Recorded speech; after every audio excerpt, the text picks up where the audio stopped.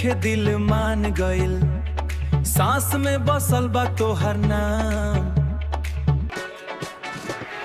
पहिला एहसास प्यार के भइल, जैसे मिल गइल दुनिया के थाम।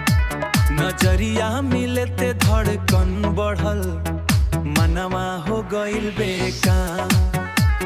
चुपके से दिल में घर बना के तू बन गइलू हमारे अरमान। जब से नजरिया तो से टकराइल, नींदो हमार उड़ गइल रे। चांदनी रात में तोहरे याद में मनवा अकेले रो गइल रे। हंसी तोहर जादू जैसन, दुख सब दूर भगा गइल रे। धीरे धीरे प्यार के डोरी हमरा दिल से जुड़ गइल रे। तोहरे बिना अब लागे न जी, दिनों न कटे ई रतिया। हाथ पकड़ के साथ चलो ना, बना लिया अपन दुनिया। रउआ में हम रउआ के ई रिश्ता सदा निभाई।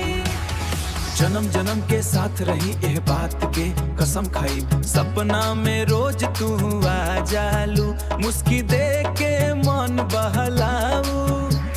सांझ भइल की याद सतावे, नाम तो होठ पे आवे।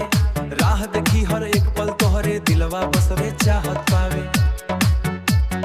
प्यार के ई मीठा सफर में साथे साथे कदम बढ़ावे।